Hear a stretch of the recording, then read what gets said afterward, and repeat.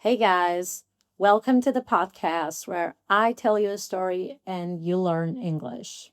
Si querés terminar de entender la diferencia en inglés entre el either, neither, none, both, any, quédate en esta historia que te voy a contar porque hacia el final de la historia te voy a explicar la gramática que hay detrás. Entonces, hoy les voy a compartir en inglés una historia que para mí fue súper importante en mi vida y esto lo vamos a hacer con muchos videos de acá en adelante. Me parece que contar una historia y poder explicarles la gramática en uso, en contextos súper reales, tiene muchísimo más llegada y muchísimo más valor que simplemente sentarse a dar una lección de inglés, porque creo que nadie se levanta de mañana diciendo, hoy quiero aprender cómo decir either, neither, none, and both. En realidad lo necesitamos, pero también necesitamos contexto para saber cómo usarlo. Así que quédate porque te voy a contar una historia que para mí fue muy importante en mi vida mientras te enseño gramática. So the story I'm going to tell you today is a story of, it's a very tough story for me because it's a story that kind of shaped my entire persona. I would say since this thing happened to me, I feel like I'm definitely not the same person in the sense that I learned at a very early age about evil people, about envy, um, bad competitiveness, and the drama that can surround bullying when you're growing up as a child or in your early teen years. And this actually became so important for me because it was part of the reason why I made a lot of decisions later on in my life. I first want to start this story by telling you that everybody obviously has a different approach to friendship and life and the things that are important for us. I am a very private person. I feel that I only have a few friends but my best friends are my life. My best friend in particular is someone that, we have like this almost telepathic connection, and I trust her beyond what words can express. But certainly it wasn't always like that. I grew up as a child going to a private school, and my personal experience in that private school wasn't exactly the best. I think my parents and my grandparents back then thought that between going to a private school and then going to a public school, either option was okay, but they saw the private education as something more straightforward to, your objectives, and also making sure that you're more cared for in the context of an educational facility. So they decided to take me to private school since day one. So I basically grew up in that place. I spent, I think, almost like 9 or 10 years in that location with the very same people. And we ended up obviously being a very, very specific group of people that were always together. We knew each other a lot, even though the friendships were, like every school, very reduced to only your group of people. And I did have my group of people. I met my best friend back then in first grade, and we were in elementary school.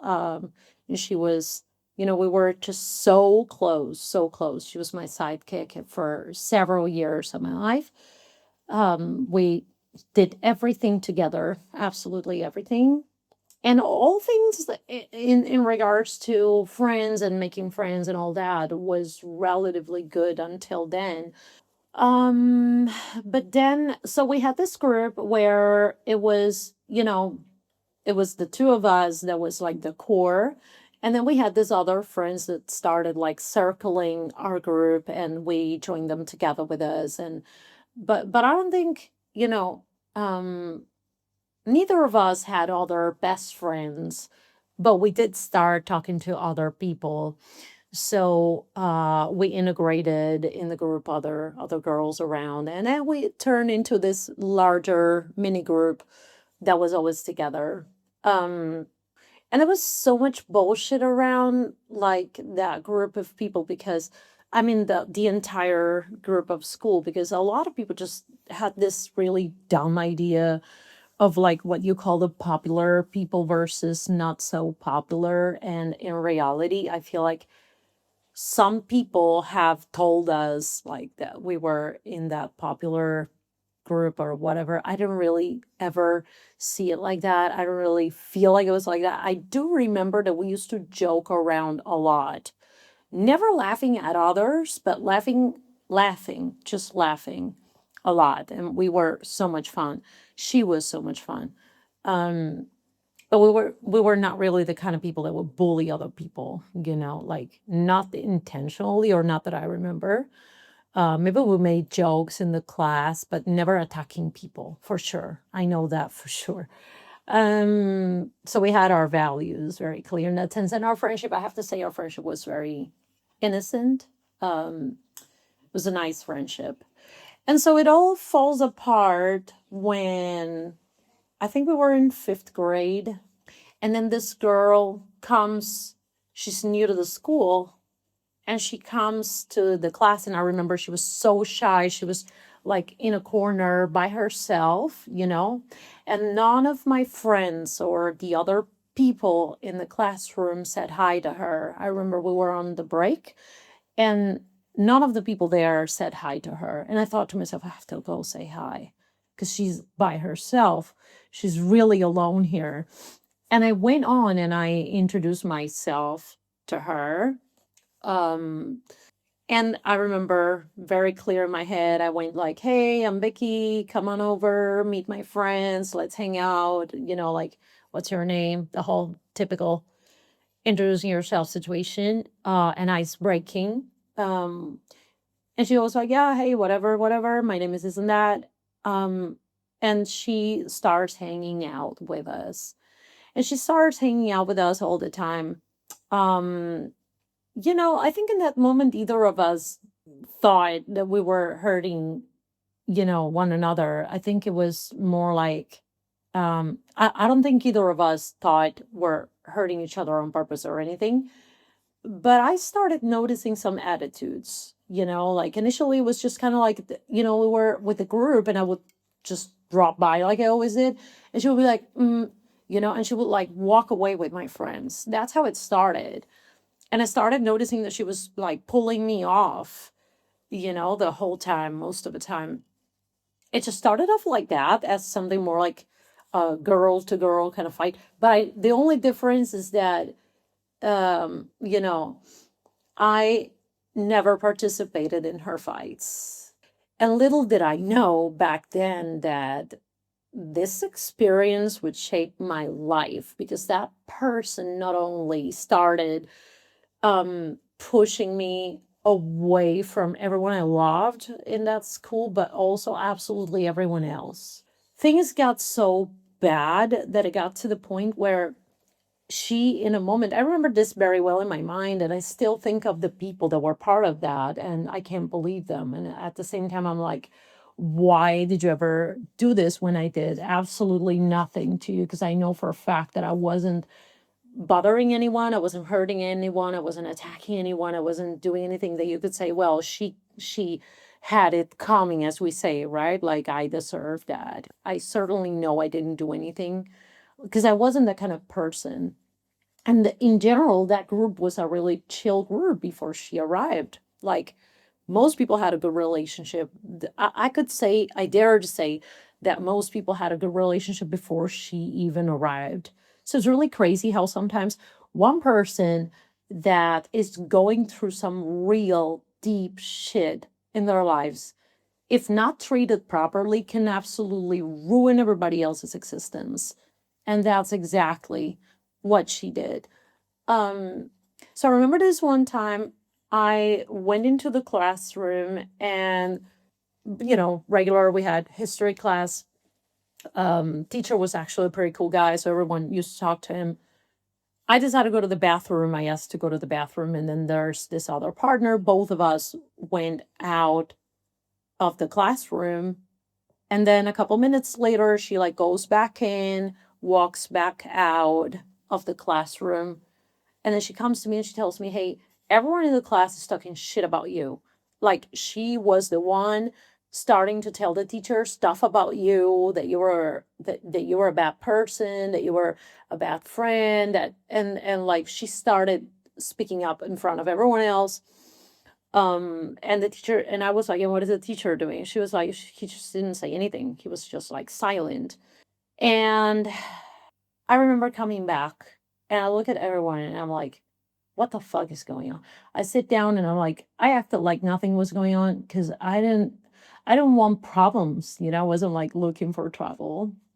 So, but I mean, absolutely neither of the people that were there just kind of like backed me up or something when I had done absolutely nothing to either of them. And it was like, I'm talking the girl or the teacher. I had done nothing to either of them. So they didn't have a reason to open that space to, like continue with the conversation of that sort.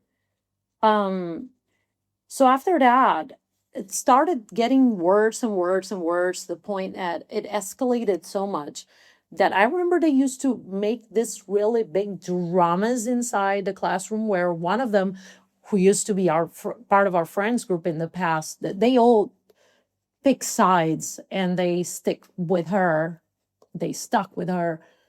And I remember that one of these girls even like started yelling in the middle of the classroom one time, saying, yeah, because when my grandmother died, you were laughing at it. And I don't know where she got that from. It was like this ridiculous amount of lies on top of lies on top of lies, just to see if they could bring me down and how they were going to do it. And they were desperate to do it. It was like, driven. I mean, they were driven for sure. And I remember feeling and thinking, I can't believe that this shit is happening to me. Like I didn't do anything to deserve this. So look, um, life can throw really horrible things at you that shaped my youngest years. Because think about the fact that I was a child and I had done absolutely nothing to this person, and she started escalating the drama with absolutely everyone I knew. I remember this one guy that used to sit in front of me or next to me, um, and one day he comes and he tells me, like, she really hates you. Like, she's gonna stab you one of these days. He was like, she's gonna stab you. And I'm like, when you get to that point of aggression towards a child, I was just 10 years old or 11. Back then, I would love to know what they think today. I would love to like see them on the face and ask, like, how does it feel like to tell that to another child? How do you feel about yourself? Because those things were so hurtful. And you're like, but what did I do? Like, like stab me? What, why?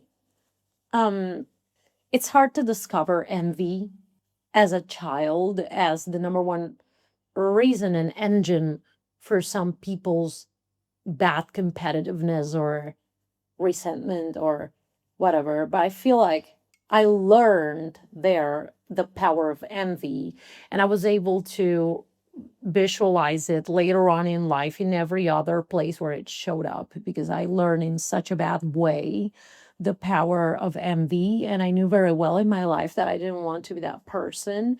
So I had another, plethora of personal mistakes and defects, but definitely envy was not one of them, because I personally suffered so much thanks to it.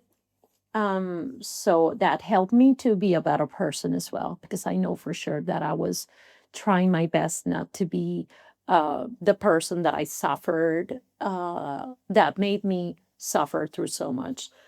Um, so fast forward a couple years later, we're already in high school. She has already destroyed every friendship that I had, but she also started taking it off on other people. So she picked up other girls and did exactly the same that she did to me, especially to my former best friend. By then, our friendship was destroyed. So she kind of ruined that friendship.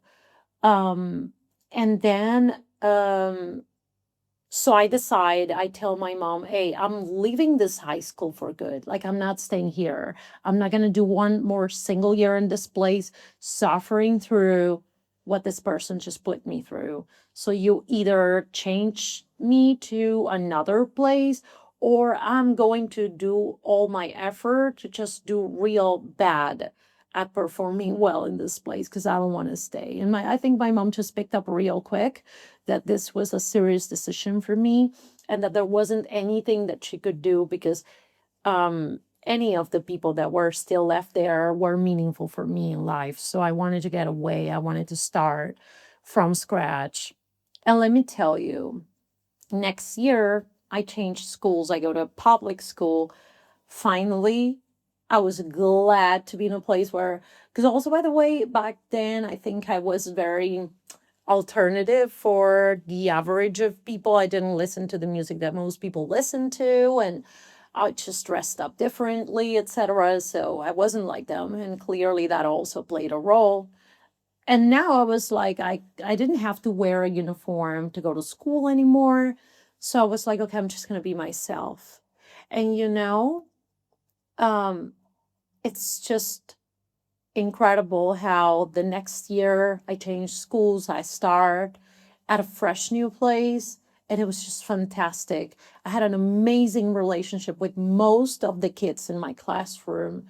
In fact, I was chosen a delegate for the Students' Council that year, and I was the one person in the class talking to my partners and resolving conflict in the classroom and staying to talk about the structural problems of the school later on with other students. And it was just fantastic. I had a really wonderful, different situation. But believe it or not, I think some things in life just happen for mysterious reasons.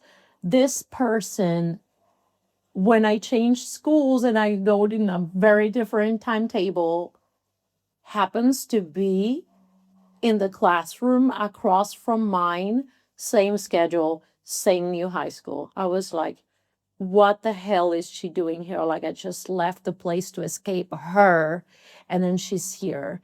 Only that now I had an entire class that backed me up and real new friends that I felt connected to. And I felt powerful, and I felt like she couldn't just touch me.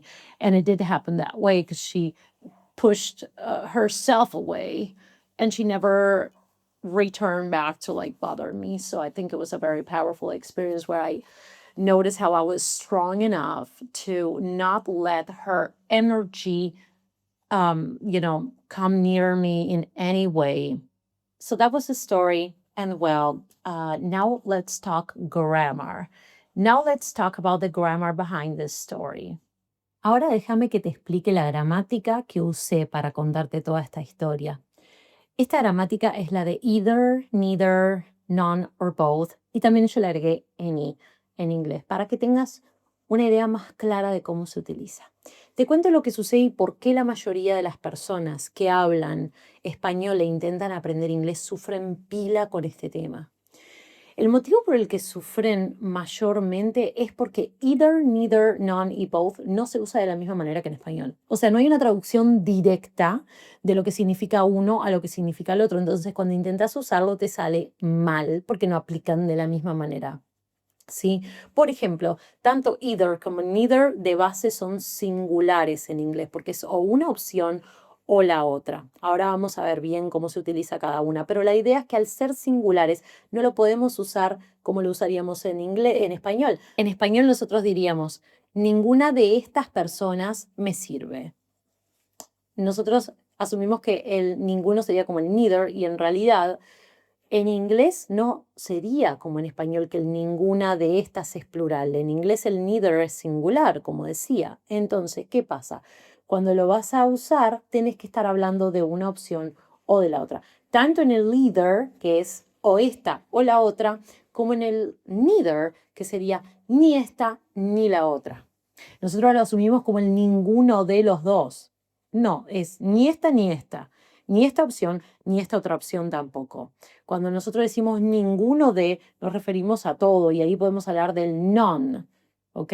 Entonces, si yo digo, ninguna de estas personas me hace bien. None of these people make me feel good. Entonces ahí sería el ninguno. Pero si yo quiero decir, ninguna opción de colegio era buena para mí. Neither of those school options were good for me. Ahora, si yo quiero decir tanto o esta persona o yo, podríamos haber resuelto el problema. Es decir, o es una o es la otra, da lo mismo cuál de las dos es. Ahí es cuando usamos el either. Either her or me could have stopped the situation. Y si yo dijera, por ejemplo, o esta escuela o la otra, cualquiera de ellas me sirve. Either this school or that school works for me. Entonces me da lo mismo si es una o si es la otra. Si yo dijera, o tanto esta amiga o esta otra podrían haberme ayudado. Either this friend or that friend could have helped me, but they didn't. Entonces, esta o la otra lo podrían haber hecho. Una de las dos. Or maybe both. Y ahí aplicamos el both, cuando ambas lo podrían haber hecho. Pero si es una o la otra, hubiese sido el either. Either this friend or that friend could have helped me and they didn't. So, neither friend helped me. Not this one, not that one, right? También sucede que aplicamos mucho el neither of. Y cuando usamos neither of es común que, vamos a decir coloquialmente en inglés, las personas tiendan a usarlo en plural. Pero eso no quiere decir que el neither sea en base de forma plural. El neither es singular al igual que el either. Pero a veces cuando lo usamos con of podemos usarlo como en plural y está aceptable. Por ejemplo, neither of the people in this classroom are helping me. Entonces, neither of the people in this classroom are. O sea que ninguno de ellos están, ¿verdad? Entonces estaría usándolo de forma plural. Sin embargo, no es la base del either o del neither ser plural. Su base es ser singular. Ninguno, ni este ni el otro, o este o el otro, este o el otro. Es decir, cuando digo este o el otro me da lo mismo. Either this friend or that friend. Neither friend. So, not this one, not that one. Y cuando usamos el any, acá quiero que presten atención, porque el any en inglés tiene una cosita un poco diferente. El any en inglés es una forma que nosotros podemos usar para las preguntas, como por ejemplo, is there any reason why you want to stay in a situation like that? Y es como decir alguna. Is there any reason? ¿Hay alguna razón? Es decir, que de todas las potenciales razones puede haber una. En cambio, cuando yo quiero negar para decir ninguna, ahí tenemos que prestar atención porque en inglés vamos a usar el any, pero con el verbo en negativo. Préstame atención. Yo voy a decir, there isn't any option available. No hay ninguna, there isn't any. Entonces, ¿qué estoy diciendo? Que none of the options, ninguna de las opciones, none of the options are good. ¿Ok? O none of the option is good.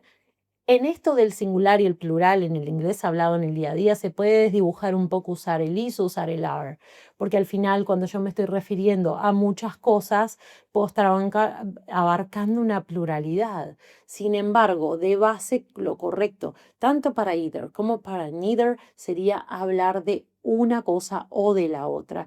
Y en el caso de any, puede ser alguna en positivo o ninguna cuando niego el verbo, there isn't any. Y estoy diciendo que no hay ninguna. ¿Ok? Entonces, alguna en positivo, no hay ninguna en negativo. Y en cambio, el both siempre integra, porque integra dos elementos al mismo tiempo. Both of my friends were good. Both of the places are a good option. Both these people were helping me out. En ese caso, tanto esta como la otra las pongo en el mismo grupo. Espero que te haya quedado clara la gramática. Vamos a seguir trabajando. No, qué embole. ¿Por qué voy a decir espero que te quede? Bueno, espero que les haya gustado la historia. Nos vemos en la próxima. Stay around, share the video, and like so that we can continue creating this material for you. ¿Cómo podría frameado de otra manera? No, algo más chill, capaz.